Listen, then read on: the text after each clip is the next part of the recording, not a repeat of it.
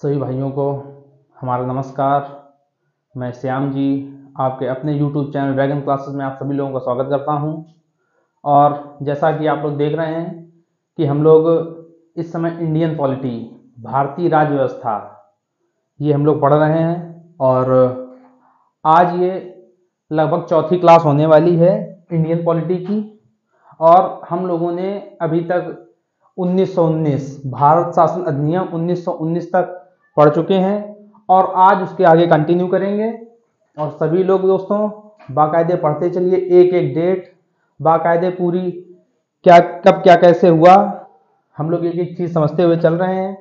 और कोशिश ये रहेगी कि क्वेश्चन कहीं से भी आए छूटना नहीं चाहिए। ये गारंटी मेरी रहेगी कि जितना मैंने पढ़ाया है अगर क्वेश्चन आएगा तो उसी से आएगा, उसके बाहर नहीं आएगा। ये मेरी गारंटी है कि उसके बाहर क्वेश्चन जाएगा नहीं जितना हमने पढ़ाया है। अगर आपने कायदे से पढ़ लिया तो मुझे नहीं लगता कि कोई क्वेश्चन छूटना चाहिए। और आज हम लोग उसी के आगे कंटिन्यू करेंगे भारत शासन अधिनियम 1935 से। और क्लास शुरू करने से पहले सभी लोग दोस्तों एक बार चैनल को सब्सक्राइब कर दें, लाइक कर दें और शेयर जरूर करते रहिए। आपके पास जो भी पढ़ाई से संबंधित ग्रुप हों, व्हाट्सएप पे, टेलीग्राम पे, उस पर शेयर कीजिए ताकि इस क्लास का लाभ सभी लोग उठा सकें। और देरी न करते हुए हम लोग क्लास स्टार्ट करते हैं। तो आज हम लोग कहां से स्टार्ट करेंगे? भारत शासन अधिनियम 1935 से। किससे? भारत शासन अधिनियम 1935 से।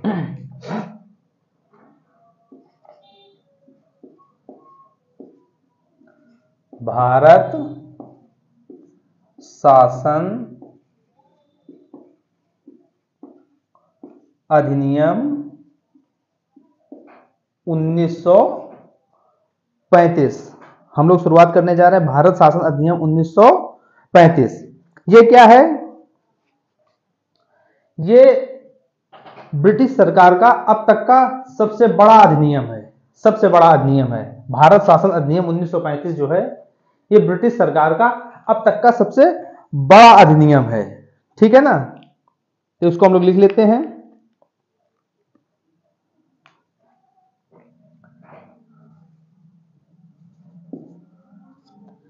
कि ये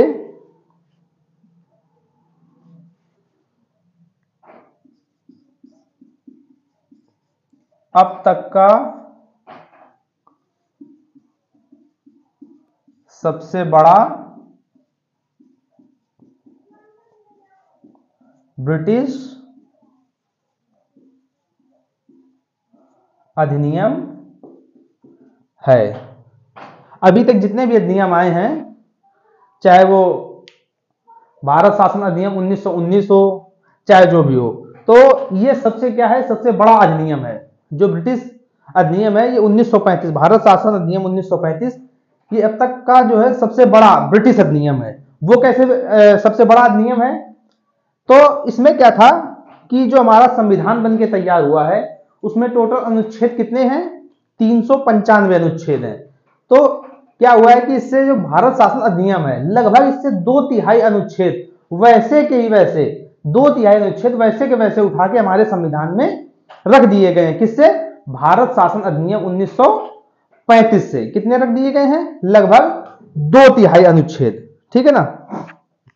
और क्या है कि इसमें जो है भारतीय जो संविधान है उस पर सर्वाधिक प्रभाव इसी अधिनियम का पड़ा है।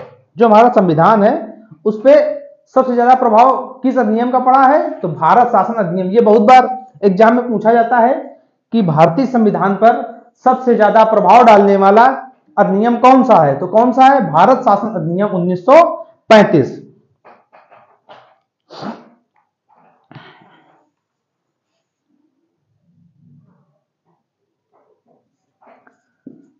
वर्तमान में संविधान पर सर्वाधिक प्रभाव डालने वाला अधिनियम। ठीक, सर्वाधिक प्रभाव किस अधिनियम का पड़ा है? भारत शासन अधिनियम 1935 का। इसके बाद और क्या हुआ है, सबसे इंपॉर्टेंट बात कि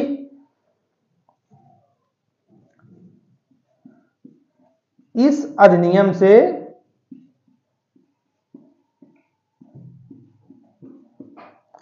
लगभग कितने 2/3 कितने 2/3 अनुच्छेद वैसे के वैसे हमारे किसमें भारतीय संविधान में रख दिए गए हैं। इस अधिनियम से लगभग 2/3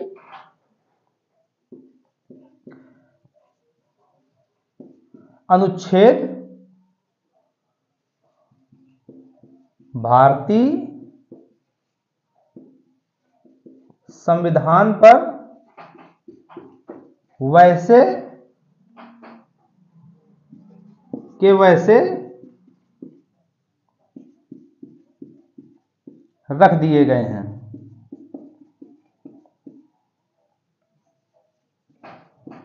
कितने अनुच्छेद रखे गए हैं, लगभग 2/3 अनुच्छेद। किसमें, हमारे जो भारतीय संविधान बनके तैयार हुआ था वो भारत शासन अधिनियम से 2/3 अनुच्छेद लगभग वैसे के वैसे उठा के हमारे संविधान में रख दिए गए थे। इसीलिए इसका सबसे ज्यादा प्रभाव किसमें, हमारे संविधान पे पड़ा है। किसका, भारत शासन अधिनियम 1935 का। ये सबसे अधिक प्रभाव डालने वाला अधिनियम है। और क्या हुआ, प्रांतों में द्वैत शासन समाप्त कर दिया गया। क्या कर दिया गया था, प्रांतों में द्वैत शासन समाप्त कर प्रांतों में द्वैत शासन समाप्त कर दिया।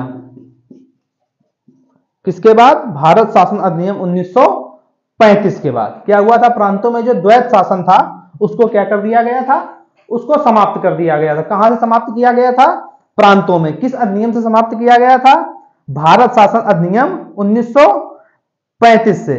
और इसके बाद क्या हुआ, द्वैत शासन समाप्त करने के बाद में प्रांतीय स्वतंत्रता लागू कर दी गई। क्या कर दिया गया, समाप्त करने के बाद प्रांतीय स्वायत्तता लागू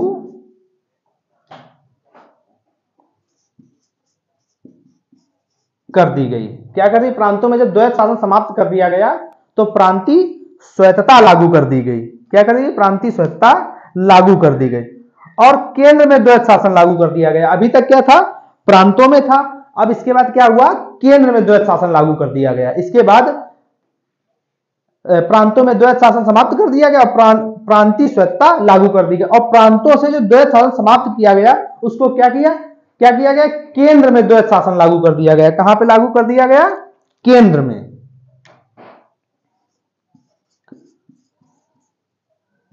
केंद्र में द्वैत शासन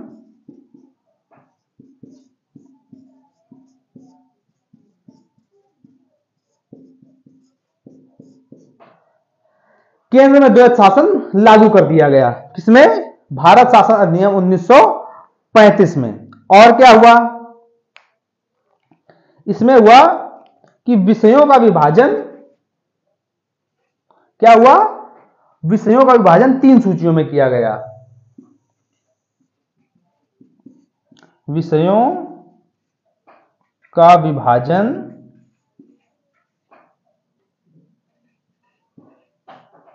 3 सूची में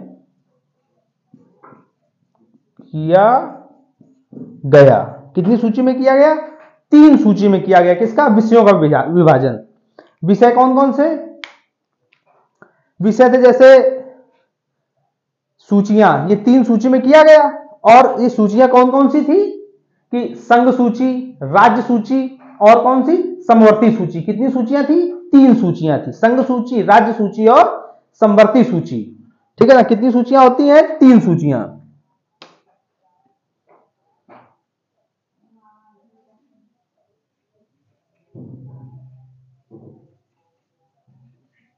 संघ सूची,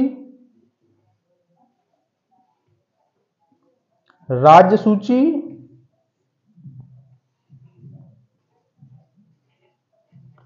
और समवर्ती सूची। क्या क्या था? संघ सूची, राज्य सूची और समवर्ती सूची।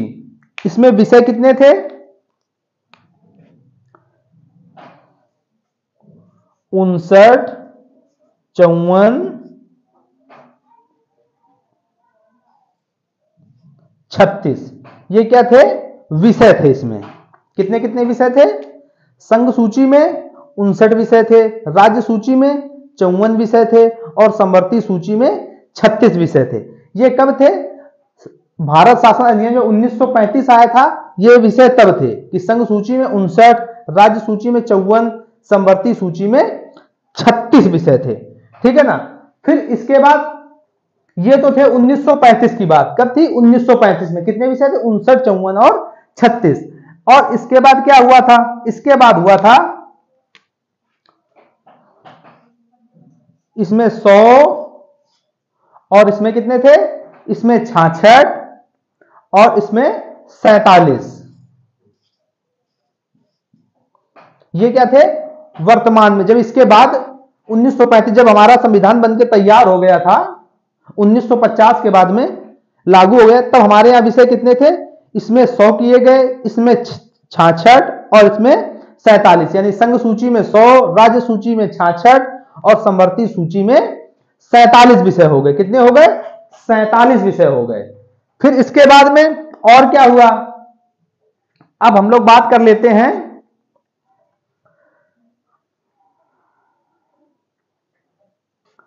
42वां संविधान संशोधन 1976 में जब हुआ। कब हुआ? 1976 में। फिर इसमें तोड़फोड़ की गई। तो क्या किया गया कि जो 42वां संविधान संशोधन 1976 में हुआ था, तो उसमें इसके जो विषय थे इनको तो 100 ही रखा गया था। संघ सूची के जो विषय थे इनको क्या रखा गया था? 100 रखे गए थे। और क्या किया गया? इसके बाद जो राज्य सूची थी, कौन सी? राज्य सूची, इसमें कितने थे? 66 थे। अब इसमें 66 थे, इसको क्या किया गया? इससे 5 विषय हटा दिए गए। यानी कि 66 माइनस 5 क्या कर दिए गए? इससे 5 माइनस कर दिए गए। तो इसमें कितने बचे थे? इसमें बचे 61। और इसके जो 5 विषय हटाए गए, किसके? राज्य सूची के। राज्य सूची के 5 विषय हटा के किसमें जोड़ दिए गए? समवर्ती सूची में जोड़ दिए गए। जब इसके 5 विषय हटाएंगे तो उसको कहीं ना कहीं से जोड़ा ही जाएगा। तो इसके 5 विषय हटा के इसमें जब 5 विषय हटा दिए गए तो 61 बचे। और इसके 5 विषय किसमें जोड़ दिए गए थे? समवर्ती सूची में। जब इसमें 5 विषय जोड़े जाएंगे तो कितने हो जाएंगे? 47 और प्लस का 5, ये कितने हो जाएंगे? 52। यहां तक बात समझ में आई कि अब ये क्या है? वर्तमान में। ये वर्तमान में हमारे यहां है। पूछा जाए वर्तमान में किसमें कितने विषय हैं? तो वर्तमान में अगर देखा जाए तो किसमें? संघ सूची में 100, राज्य सूची में 61 और समवर्ती सूची में 52 हो गए। और ये तोड़फोड़ कब की गई थी? ये पूछा जाए कि ये विषय कब जोड़े घटाए गए? ये जोड़े घटाए गए थे 42वां संविधान संशोधन, 42वां संविधान संशोधन 1976। कब हुआ था? 42वां संविधान संशोधन सन 1976 में हुआ था। तब ये तोड़फोड़ की गई थी। क्या किया गया था कि इसके जो संघ सूची के विषय थे उनको तो 100 रखा गया और राज्य सूची से 5 माइनस कर दिए गए। अब राज्य सूची से 5 माइनस करके वो किसमें जोड़ दिए गए थे? समवर्ती सूची में जोड़ दिए गए। तो इसके बाद कितने हो गए थे? इसमें 100, 61 और 52। ये वर्तमान में है। कितने? वर्तमान में किसमें कितने विषय हैं? बहुत ही इंपॉर्टेंट क्वेश्चन है ये। हर एग्जाम में लगभग किसी ना किसी तरह से पूछा जाता है कि संघ सूची में वर्तमान में कितने विषय हैं और राज्य सूची में वर्तमान में कितने विषय हैं और समवर्ती सूची में वर्तमान में कितने विषय हैं। यहां तक बात समझ में आई? अब इसके आगे, इसके बाद और क्या हुआ? इसके बाद जो भारत परिषद बनाई गई थी, पिछले क्लास में हम लोगों ने देखा है कि भारत परिषद का गठन हुआ ये सब। तो जो भारत परिषद बनाई गई थी, तो जब भारत शासन अधिनियम 1935 आया है तो उसके बाद क्या किया गया है, भारत परिषद को समाप्त कर दिया गया। क्या कर दिया गया है, भारत परिषद को समाप्त कर दिया गया है।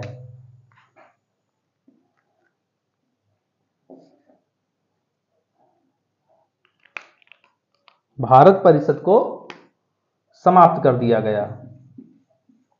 भारत परिषद को समाप्त कर दिया गया। कब समाप्त किया गया था, भारत शासन अधिनियम 1935 जब आया है तब क्या किया गया था, भारत परिषद को समाप्त कर दिया। ये हम लोग क्या पढ़ रहे हैं, भारत शासन अधिनियम, भारत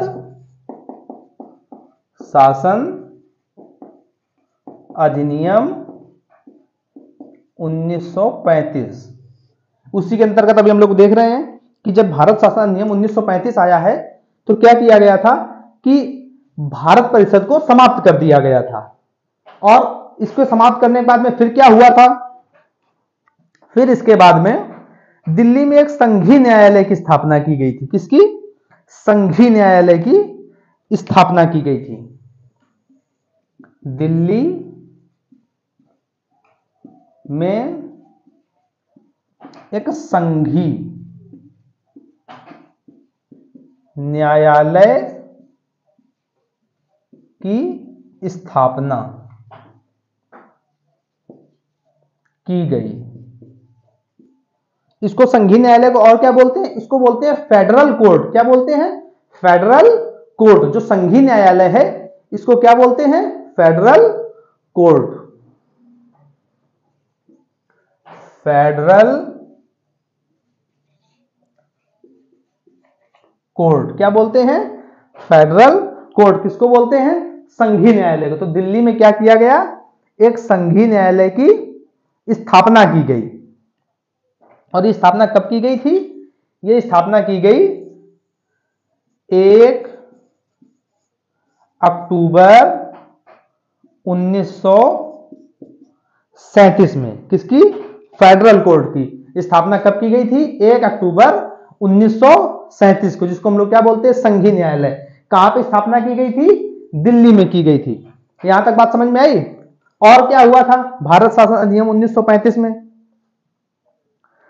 कि जब फेडरल कोर्ट की स्थापना हो गई तो इसमें क्या था कि जो मुख्य न्यायाधीश जो बने थे, जो प्रथम मुख्य न्यायाधीश बने थे, इसमें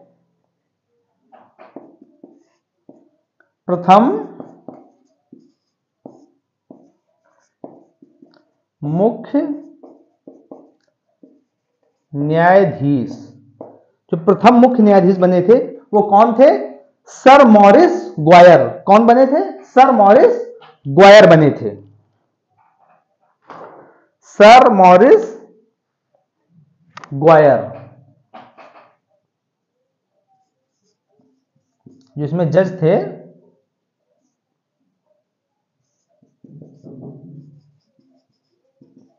Morris Gwyer. Sir Morris Gwyer बने थे कौन, इसके प्रथम मुख्य न्यायाधीश। जो जस्टिस थे सर मॉरिस ग्वायर को बनाया गया था। चीफ जस्टिस जो थे इसके कौन थे, मॉरिस ग्वायर। और इसके बाद फिर क्या हुआ कि जो प्रांत थे उनमें क्या था, द्विसदनात्मक, 2 सदन वाली व्यवस्था थी। तो जो द्विसदनात्मक व्यवस्था थी प्रांतों से, उसको क्या कर दिया गया, समाप्त कर दिया गया। प्रांतों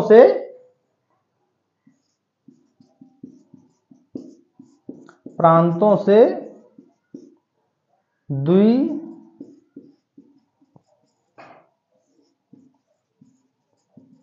द्विसदनात्मक व्यवस्था समाप्त। प्रांतों से क्या था, द्विसदनात्मक व्यवस्था थी, उसको क्या किया गया, उसको समाप्त कर दिया गया। और प्रांतों में जब समाप्त कर दिया गया तो फिर क्या हुआ, तो प्रांतों में संरक्षित और स्थानांतरित विषयों पर विभाजन भी समाप्त कर दिया गया।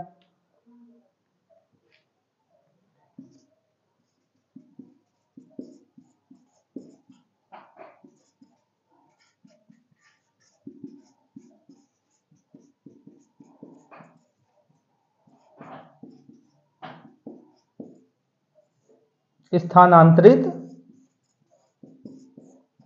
विषयों पर विभाजन समाप्त। तो प्रांतों में क्या था, द्विसदनात्मक जो व्यवस्था थी उसको समाप्त कर दिया गया, और संरक्षित और स्थानांतरित विषयों पर विभाजन उसको भी क्या किया गया, उसको भी समाप्त कर दिया गया। कब, भारत शासन अधिनियम 1935 के तहत। और क्या हुआ,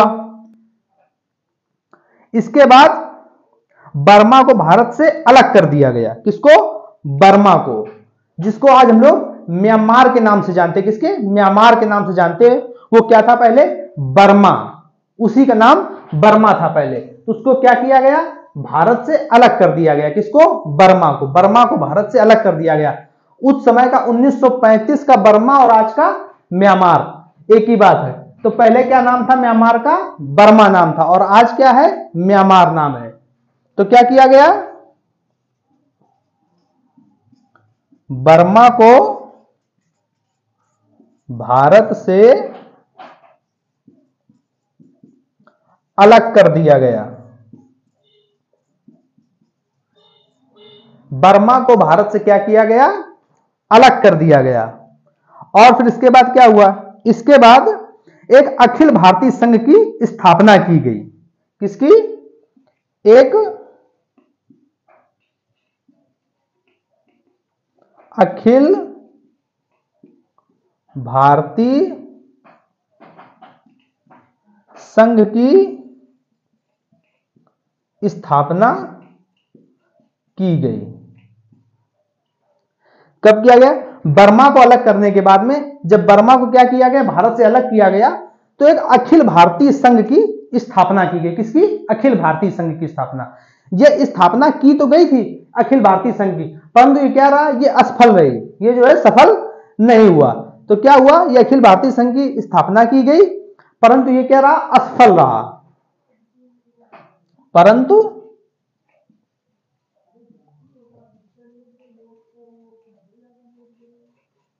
असफल रहा। ठीक है, यहां तक बात समझ में आई कि अखिल भारतीय संघ की स्थापना की गई और ये क्या रहा, असफल रहा।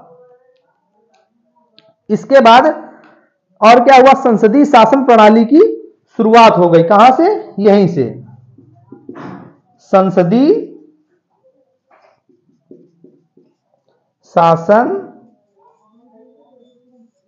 प्रणाली की शुरुआत। संसदीय शासन प्रणाली जो आज तक चल रही हमारे यहां संसद वाली, तो क्या हुआ, संसदीय प्रणाली की शुरुआत यहीं से हो गई थी। कहां से, भारत शासन अधिनियम 1935 के बाद से संसदीय शासन प्रणाली की शुरुआत हो गई। किसकी, संसदीय शासन प्रणाली की। और क्या हुआ, 1935 में एक और महत्वपूर्ण कार्य हुआ था कि आरबीआई की स्थापना हुई थी। किसकी, आरबीआई की। 1935 में आरबीआई यानी कि रिजर्व बैंक ऑफ इंडिया, ये स्थापना कब हुई थी, 1935 में। बहुत बार एग्जाम में पूछा जाता है अलग अलग तरीके से, तो बहुत इंपॉर्टेंट क्वेश्चन है ये कि आरबीआई की स्थापना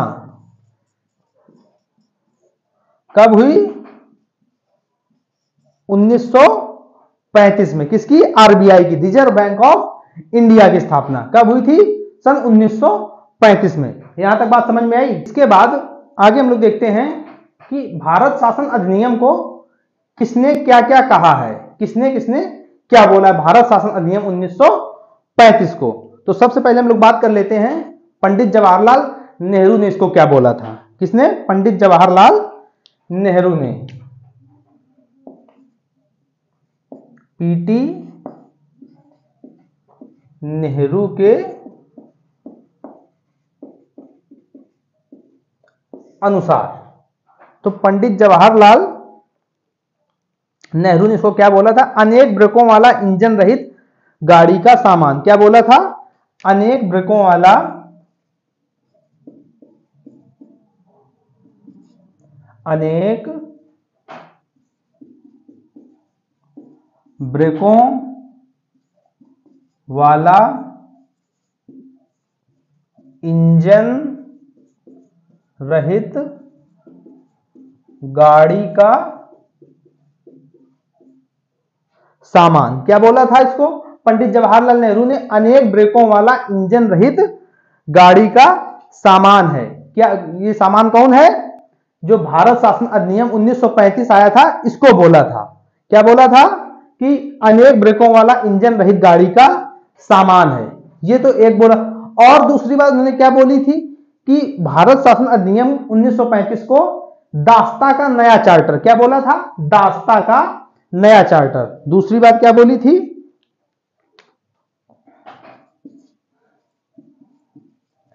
दास्ता का नया चार्टर। किसने बोला था? पंडित जवाहरलाल नेहरू ने।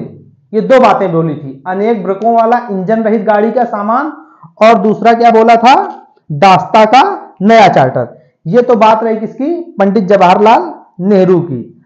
अब इसके बाद हम लोग बात कर लेते हैं और किसने क्या कहा।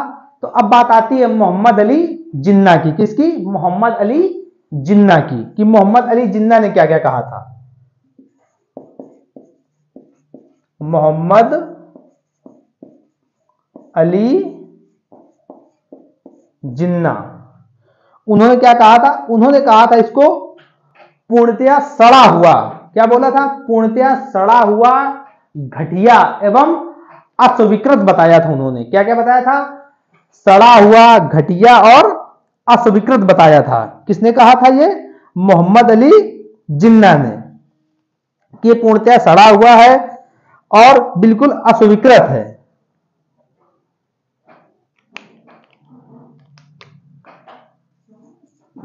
पूर्णतया सड़ा हुआ और बुरा एवं अस्वीकृत बताया। ये किसने बताया था? मोहम्मद अली जिन्ना ने इसको। मोहम्मद अली जिन्ना ने इसको पूर्णतः सड़ा हुआ, बुरा एवं अस्वीकृत बताया। फिर इसके बाद और क्या था कि जब तक हमारा संविधान लागू नहीं हुआ था तब तक हमारे यहां भारत शासन अधिनियम 1935 के तहत ही क्या था का शासन व्यवस्था जो थी वो चल रही थी। किसके? भारत शासन अधिनियम 1935 के तहत।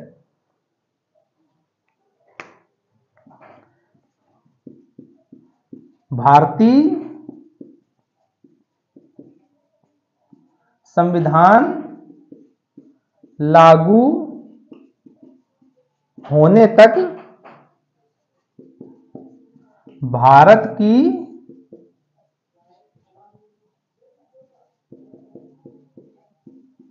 शासन व्यवस्था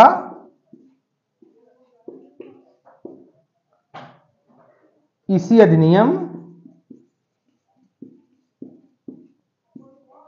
1935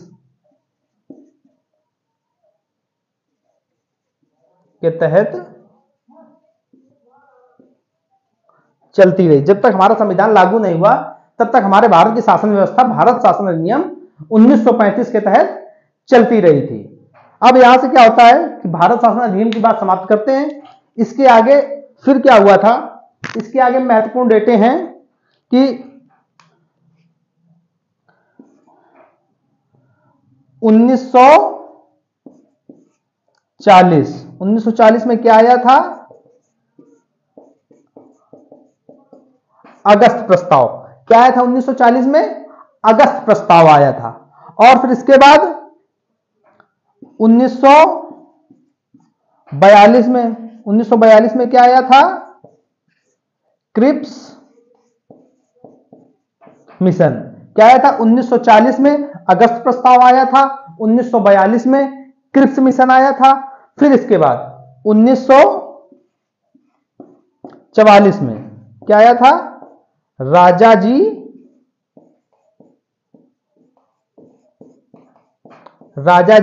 फार्मूला। कब आया था? ये राजाजी फार्मूला आया था 1944 में।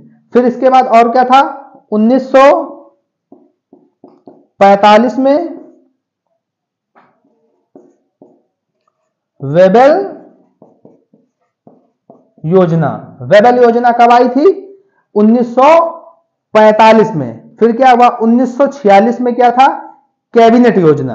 क्या आई थी? कैबिनेट योजना। 1946 में कैबिनेट योजना, 1946 में क्या था, कैबिनेट योजना।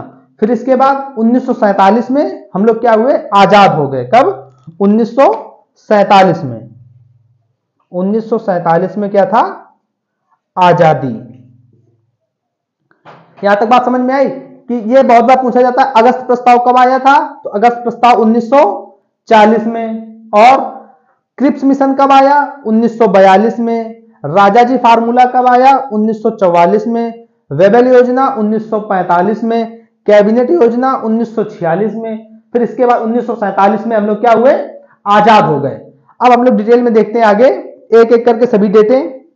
भारत शासन अधिनियम 1935 के बाद हम लोग शुरुआत करते हैं अगस्त प्रस्ताव। अगस्त प्रस्ताव 1940 की। और सभी लोग एक एक डेटे बाकायदे ध्यान से पढ़ते हुए चलिएगा, क्योंकि गारंटी मेरी रहेगी कि एक भी क्वेश्चन, अगर पॉलिटी से कहीं से भी एक भी क्वेश्चन आएगा तो छूटना नहीं चाहिए किसी भी तरह। और ये मेरी गारंटी रहेगी कि किसी भी प्रकार से कहीं से भी क्वेश्चन आ जाए, छूटेगा नहीं, चाहे जहां से क्वेश्चन आ जाए। अगर आपने एक बार कायदे से पूरा पढ़ लिया तो क्वेश्चन कहीं से भी आ जाए, क्वेश्चन मायने नहीं रखता कि क्वेश्चन कहां से आ रहा, क्योंकि एक एक चीजें जितनी इंपॉर्टेंट चीजें हैं, तो दरोगा भर्ती के लायक जो भी कुछ इंपॉर्टेंट है हम पूरा एक तरह से बता के चलेंगे, एक एक डेट कुछ भी नहीं छूटेगा कि क्वेश्चन आपका कहीं से छूट जाए। तो अब हम लोग बात करते हैं 1940 अगस्त प्रस्ताव की। किसकी, अगस्त प्रस्ताव की। तो अगस्त प्रस्ताव 1940 में जब आया था तो उस समय वायसराय कौन थे, लॉर्ड लिनलिथगो। कौन थे, वायसराय लॉर्ड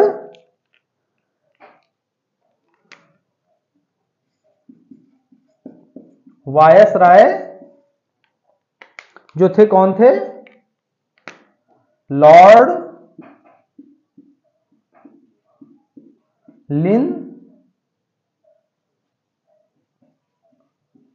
लिनलिथगो। ये बहुत बार एग्जाम में पूछा जाता है कि जब अगस्त प्रस्ताव 1940 आया था तो उस समय वायसराय कौन थे, तो वायसराय थे लॉर्ड लिनलिथगो। कौन थे, लॉर्ड लिनलिथगो। एक एक चीज, कब कौन वायसराय था, कौन सी डेट में क्या हुआ था, एक एक चीज बताते हुए। बस आप लोग क्या है, शांति से बाकायदे पूरा एक एक चीज पढ़ते हुए चलिएगा, ठीक है ना। और जो इसकी डेट थी वो क्या थी,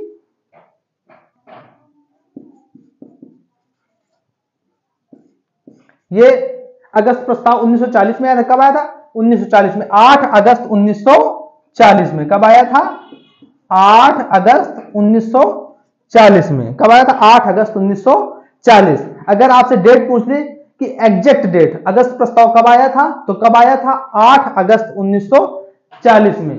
क्या आया था, अगस्त प्रस्ताव। और वायसराय कौन थे, लॉर्ड लिनलिथगो। कौन थे, वायसराय थे।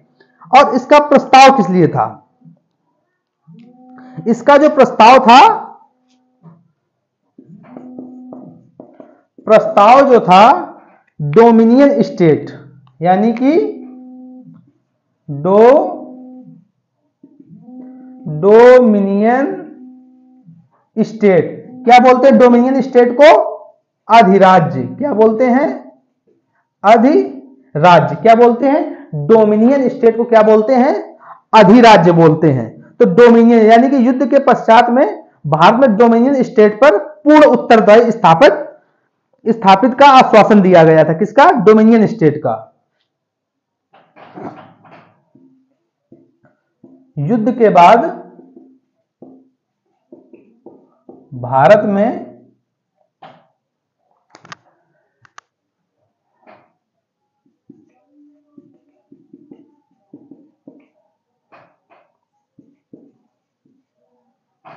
डोमिनियन स्टेट स्थापित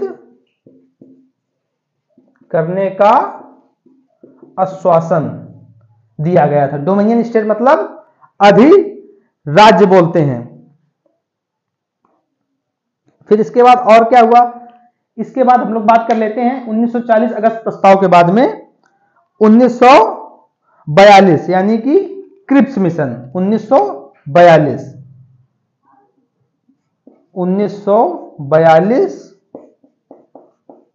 क्रिप्स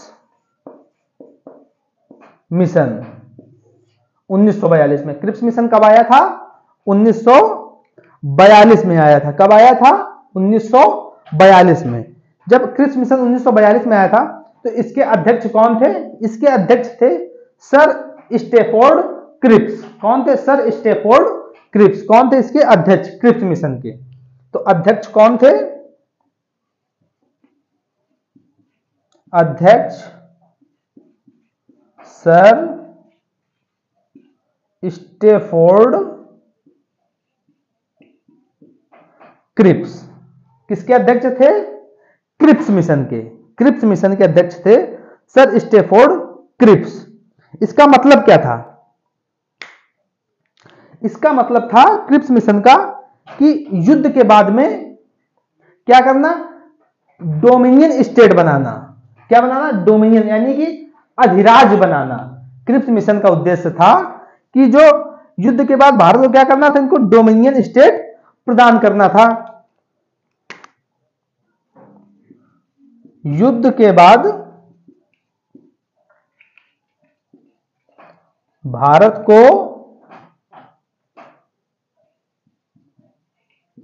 अधिराज्य प्रदान करना। किसके बाद? युद्ध के बाद भारत को क्या करना था?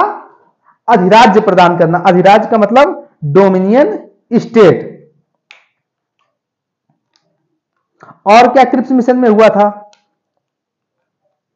और हुआ था क्रिप्स मिशन में कि जो भारत का संविधान बनेगा, किसका? भारत का जो संविधान बनेगा वो भारत के लोगों से पूछ के। और क्या था? भारत के संविधान की रचना भारत के लोगों के द्वारा निर्वाचित संविधान सभा से होगी। किससे? भारत की जो निर्वाचित संविधान सभा होगी उससे होगी। भारत के संविधान की, जो भारत का जो संविधान बनेगा उसकी रचना क्या होगी? भारत से जो सदस्य निर्वाचित किए जाएंगे उनके द्वारा होगी। किनके द्वारा? भारत से निर्वाचित सदस्यों के द्वारा।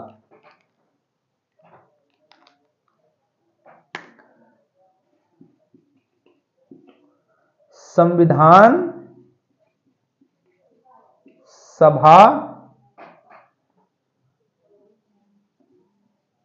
संविधान की रचना भारत के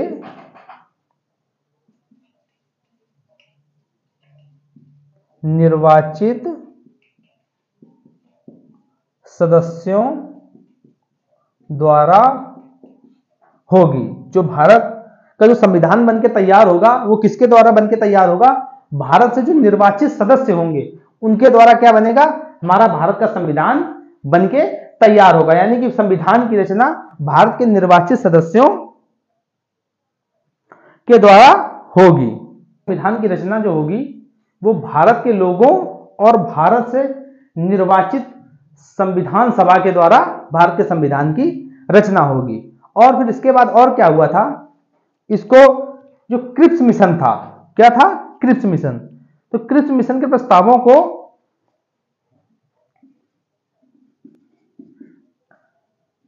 क्रिप्स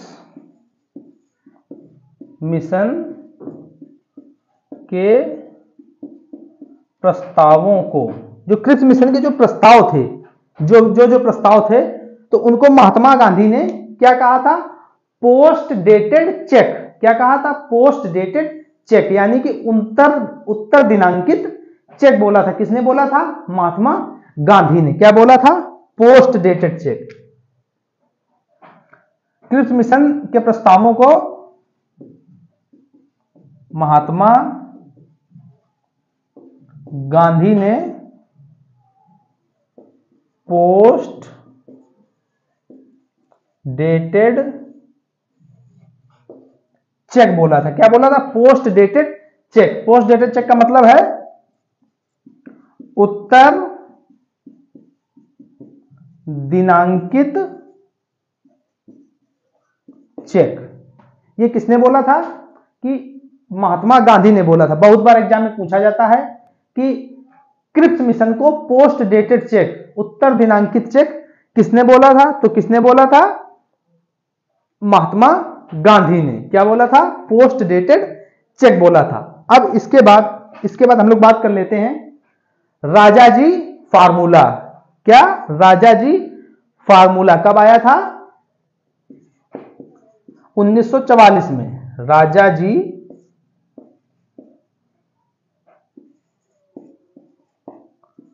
राजाजी फार्मूला कब आया था? 1944 में। क्रिप्स मिशन यहां से हमारा समाप्त होता है। इसके बाद क्या आता है? राजाजी फार्मूला 1944 में। इसको राजाजी फार्मूला को एक नाम और दिया गया था, राजगोपाली फार्मूला। क्या नाम दिया गया था? राजगोपाली फार्मूला। और क्या नाम था? राजगोपाली फार्मूला। इसको क्या नाम दिया गया था? राजगोपाली फार्मूला। किसको दिया गया था? राजाजी फार्मूला जो था। इसका मिशन क्या था? इसका मतलब क्या था राजाजी फार्मूला का? तो भारतीय राष्ट्रीय कांग्रेस और मुस्लिम लीग के मध्य समझौते का प्रयास था। क्या था? भारतीय राष्ट्रीय कांग्रेस जो थी उसके मध्य और मुस्लिम लीग के मध्य क्या था? समझौते का प्रयास था। भारतीय राष्ट्रीय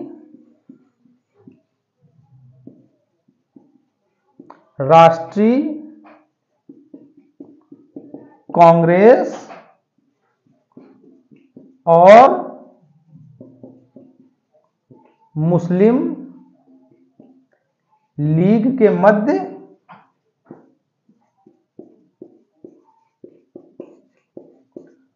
समझौते का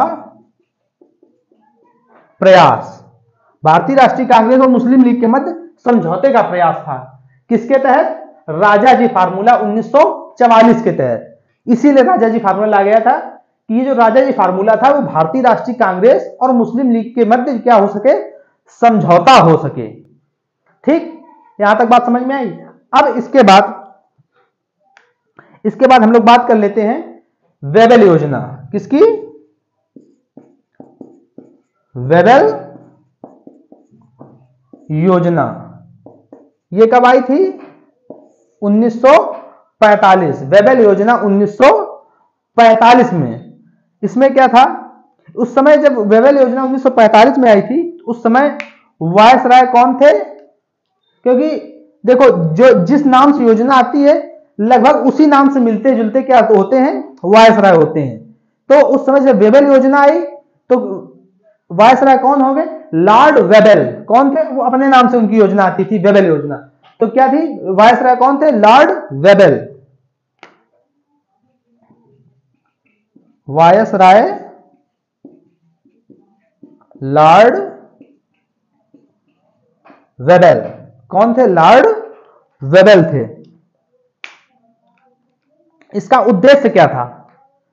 इसका उद्देश्य था स्वयं भारतीयों द्वारा संविधान बनाए जाने के लिए अंतरिम व्यवस्था बनाया जाना। कि स्वयं भारतीयों के लिए संविधान बनाए जाने के लिए अंतरिम व्यवस्था बनाना। स्वयं भारतीयों के लिए संविधान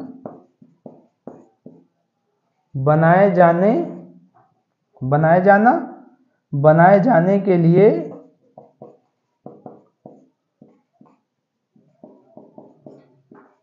अंतरिम व्यवस्था। इसका उद्देश्य क्या था? स्वयं भारतीयों के लिए संविधान बनाए जाने के लिए अंतरिम व्यवस्था। किसकी? लॉर्ड वेबल का उद्देश्य था जब ये वेबल योजना 1945 में आई थी। तो ये था उसके लिए व्यवस्था बनाया जाना। और क्या था? फिर इसके बाद क्या हुआ? 25 जून 1945 को शिमला सम्मेलन हुआ। क्या हुआ? शिमला सम्मेलन 25 जून 1945 को। 25 जून 1945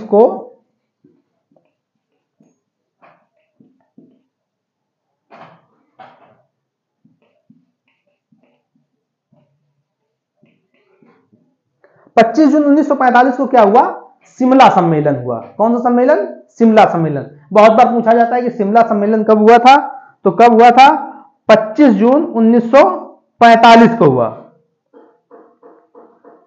25 जून 1945 को हुआ। क्या हुआ? शिमला सम्मेलन हुआ।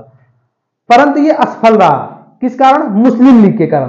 परंतु ये जो है मुस्लिम लीग के कारण असफल रहा। किसके कारण? मुस्लिम लीग के कारण। परंतु मुस्लिम लीग के कारण असफल रहा। क्या हुआ? ये शिमला सम्मेलन हुआ था 25 जून 1945 को, ये असफल हो गया था। किस लिए हो गया था? मुस्लिम लीग के कारण। यहां तक बात समझ में आई। अब इसके आगे हम लोग देखते हैं